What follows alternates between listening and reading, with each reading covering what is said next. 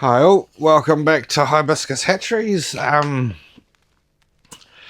is the fish room. This room, many years ago I used to run a fairly large company in Auckland, New Zealand, managing all the ponds and fish tanks. It's been a passion and a hobby of mine for many years, but this used to be a fish room. Just recently I've managed to get rid of the big 2 metre fish tank that sat here, which was George and Steve's tank. So it was a 1 tonne tank, so 1,000 litres. 250 gallons, I think that's roughly. Anyway, getting back to it. So today's episode is in regards to how much should we feed our tortoises and what should we feed them. Okay, there's a sort of many admin and so forth from these groups will say feed them as much as the size of their shell. I struggle with that one because one mulberry leaf can be easily for a hatchling and things like that. You know, even if it's a small mulberry leaf, it will be the size of their shell. You know, a hibiscus flower is bigger than a hatchling or a yearling, and your Chinese lantern flower is about the size of a hatchling. So we don't subscribe to that here. We do offer them, they're a grazing animal. We offer them the adults food and the juveniles, anything over, well, all our tortoises, but anything over 8-9 months old when we put them outside after the first winter. We don't bromate them in the first winter just for safety reasons. Yeah, it's perfectly safe to do that in Auckland. I'm just a bit of a wuss in regards to that. So we haven't had Daisy and Jilly and basically Zeus bromating this year. They have been up and down. They have bromated for some of them up to a couple of weeks. Panga, I think, was up to about 4 weeks or so.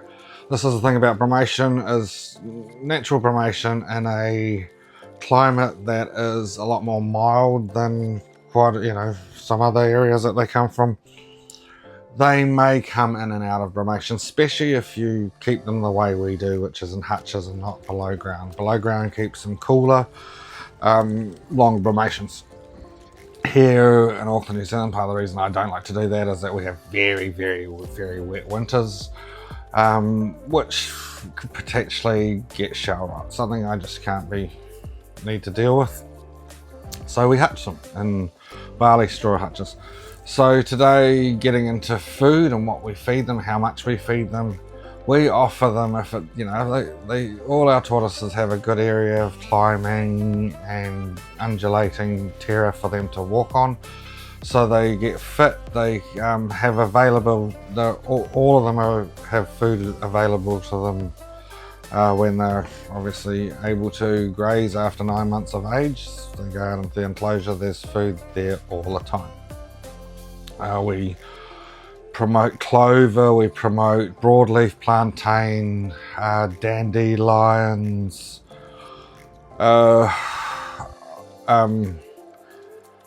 bristly ox tongue, smooth cat's ear. All these different weeds are brilliant. Dandelion, ideally as baby dandelion, you don't have much control. The thing about it is that they'll generally go for baby dandelions. They love dandelion flowers. We offer, basically in the summer months especially, on a daily, hibiscus flowers, hibiscus leaves. Since we changed the property 5 years ago, we're just coming into perfect seasons that we don't have to leave the property to collect their diet, their food. So it's brilliant. They have there's a lot of ground cover of oregano, which has, it's pros and cons, to be honest. It's got great anti-inflammatory properties, good for if they have slight skin infections and stuff like that, antibacterial, I think, antioxidants. We have mulberry leaves that we offer them as long as it's available. It's a deciduous tree, so they fall off. This year was a bit funny. We were having new growth, plus we've only started to grow it up to two and 3 years ago. So we go for the black mulberry because it's tastier for us. The berries, that is, the leaves are actually really healthy for everybody. We offer hibiscus flowers, which are also healthy for us. We try to drink it from time to time, especially over summer. You can get dehydrated hibiscus flowers and put it into water. I'm going to investigate just doing dehydrating it ourselves. So anyway, broadleaf plantain is a great clover. Clover is brilliant. So baby dandelion greens is great for folates, for reproduction and growth, wound repair, many things. So what are we going to go? Broadleaf plantain, baby dandelions, mulberry leaves, great source of calcium and phosphates, potassium, sorry. So they all generally, because the other side of it is tortoise is a vegetarian. If they've got good exercise and things like that, you'll never get a fat tortoise feeding them a balanced vegetarian diet. You know, if you're feeding them lots of pellets and stuff like that, I've tried most.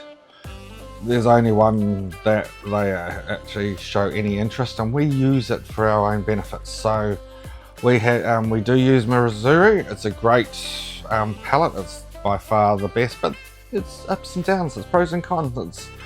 It's technically great for them. Argument's sake, let's just leave it with that. What we do is we moisten it, so we get it nice and soft, lots of moisture, water in it.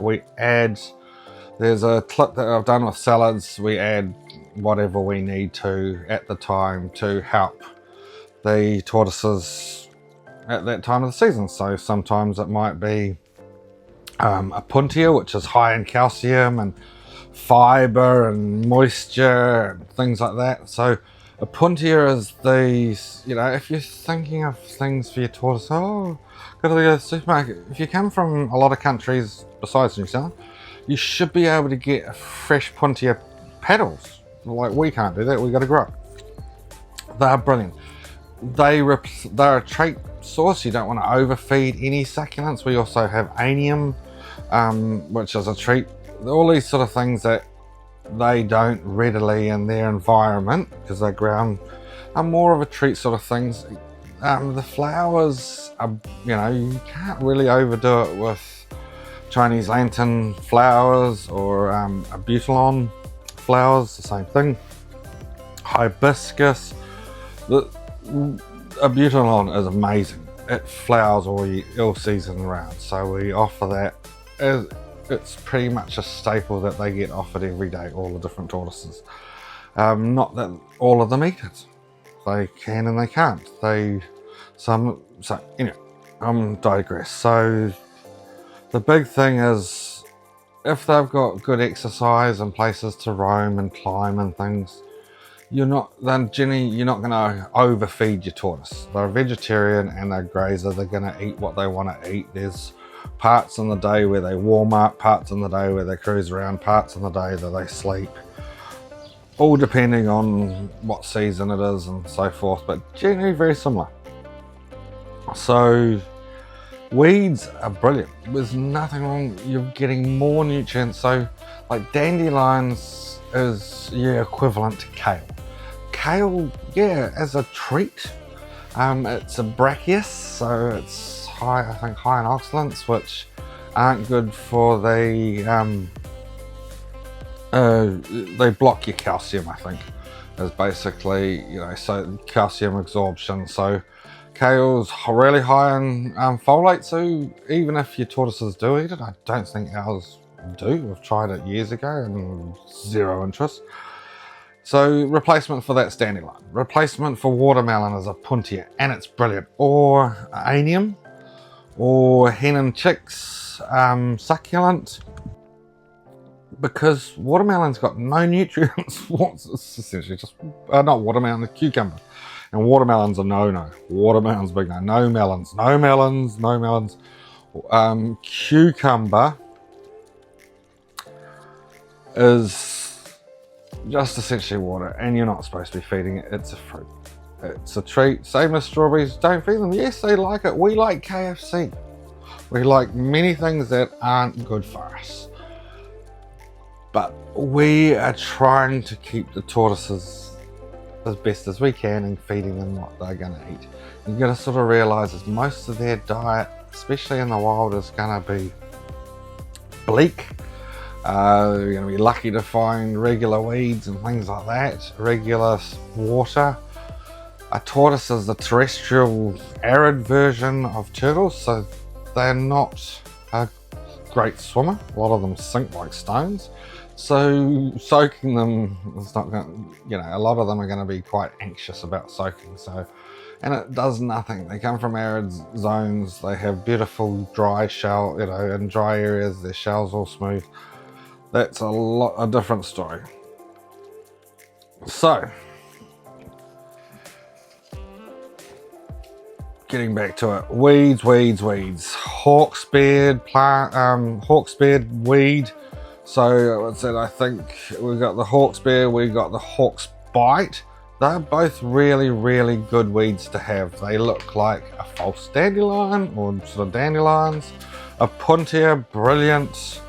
Anium leaves are good for, a butylon leaves good for fibre. They may or may not eat them. Big thing is, don't overfeed with your succulents or your cactus. We have 4 species or 4 different varieties. We have the opuntia, ideally as spineless as possible. We pull off all the big spikes, and I used to melon ball out the little spikes. The little spikes, they can eat them, supposedly. But yeah, they can, and it's safe, supposedly. But where are we going here?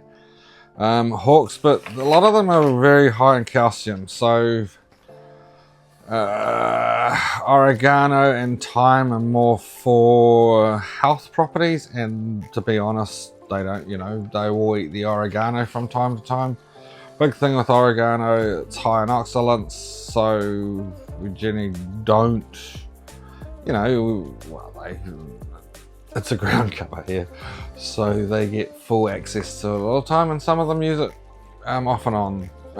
Pansies are good, another good one. Good luck to keep those in your garden. They like to eat those. So, and they sort of wild. So this is the big thing here. We'll get the finish up with the Missouri. We keep it moist, and the big thing is the only way we can get meadow chaff. So we soak the meadow chaff, we soak the Missouri, we'll mix in other flowers and leaves and stuff like that. So it's a lot more balanced, but the big thing with meadow chaff is it's high in crude fibers. It helps with the intestine, perfect calcium to phosphorus ratios. It's really good for their intestinal tract and their digestion. Low protein and fat levels. So meadow chaff I get from a saddlery or a horse shop here, and a huge amount. So I had to give away over half of it. It's and it's just a supplement. We use it maybe once a month. We can only get them to eat it by adding Missouri, so hence we do, and we're very lucky here to be able to get Missouri because it's not always available in New Zealand. The pros and cons of being a reptile keeper in New Zealand. I hope you enjoyed the On the Couch in the Fish Room.